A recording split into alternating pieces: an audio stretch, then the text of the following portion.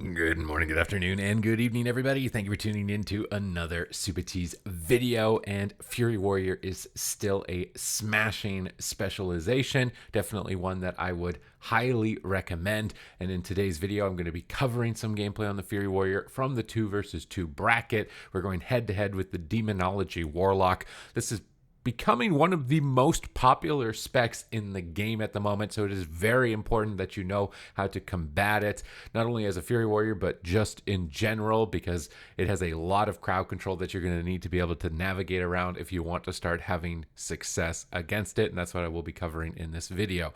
So the predominant crowd controls you want to be aware of are things like the Axe Toss and the Mortal Coil from the Warlock. This is the Stunlock combination. These spells will usually be used in tandem with their Demonic Tyrant because they want to enable their ability to cast it without being interrupted. So if you ever see a whiff or a hint of the Demonic Tyrant being casted, you know that this stun and this Mortal Coil effect are going to be following suit pretty quickly after.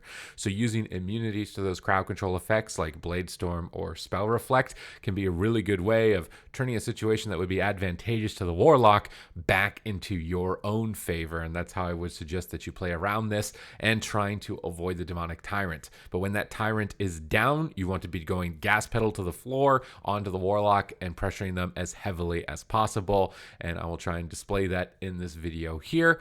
I was playing in Looking for Group. I decided to pick up a Discipline Priest to try and give it a go. It felt really powerful into Rogue Mage, but still focusing on this video here. We're just marching towards the Warlock. We want to stay on our mount as long as possible. You can see they don't like us getting close. They've used their Axe Toss, and look, they're pairing it up with the Demonic Tyrant. So you know what I'm going to do? Time to get out of there. I ain't playing no games with that Demonic Tyrant. And I can see the Earth Elemental is down with the Earth Legendary, so that Earthquake effect is around it. We want to just avoid these powerful cooldowns. A more naive warrior would just be like, ooh, juicy Warlock, I'm going to charge in there. That's not the right move here. So paying attention to that, and you can see, oh, the Mortal Coil now used along with their Demonic Tyrant. So when that Warlock ran in line of sight of me, I could have used Spell Reflect, or I could have used Blade Storm. It is good to note whether or not the Warlock is playing Night Fae or Necrolord, because if they're Necrolord, using Spell Reflect on a Demon Bolt can be really good, but if they're Night Fae, using it preemptively on Mortal Coil can be a much better position.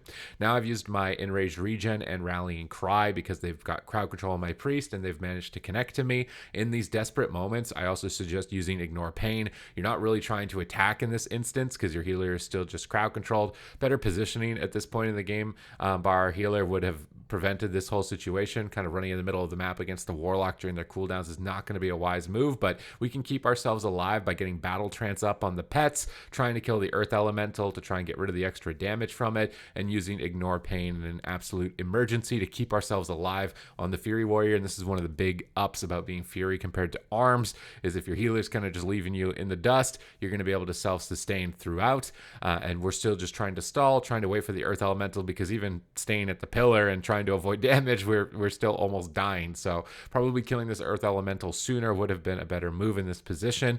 But finally, the Earth Elemental has been destroyed. It's time to gas pedal to the floor onto the Warlock. There's no Demonic Tyrant. It's time to pop all of our cooldowns. Necrolord Banner. Using a Spell Reflect here during your Necrolord Banner can be a good idea if they have Mortal Coil, because they don't like you touching them with this. But you want to make sure you're maintaining your uptime, so using Heroic Leap. And right here, I could have used a Spell Reflect.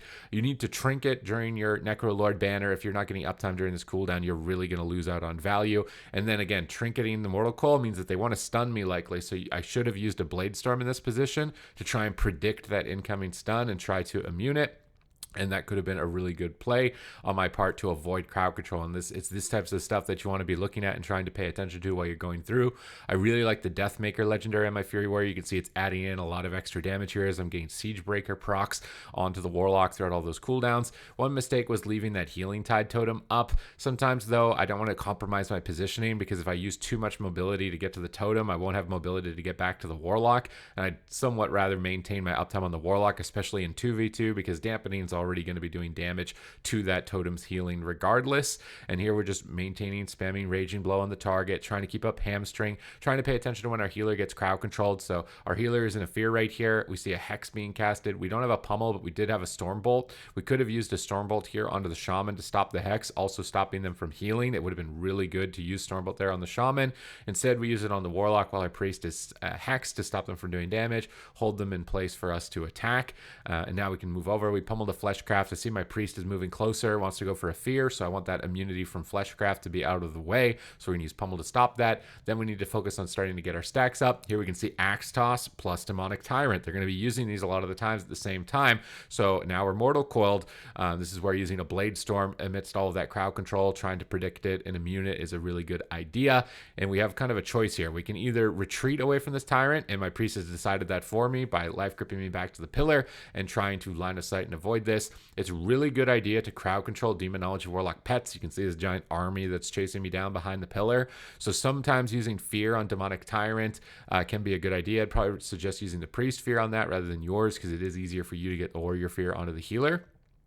But running away during Tyrant can be a great idea. While you're running away, you just want to be aware to kill the Warlock's pet if it's chasing you, the main pet that is, the Felguard, as well as crowd control the Tyrant. You can interrupt it and remove it from play as much as possible. But Tyrant is gone. Time to put the gas pedal down, get right back onto the Warlock, and get our stacks of Rampage going, our Slaughterhouse stacks, try and proc our Deathmaker as much as possible to overrun the Warlock in this position.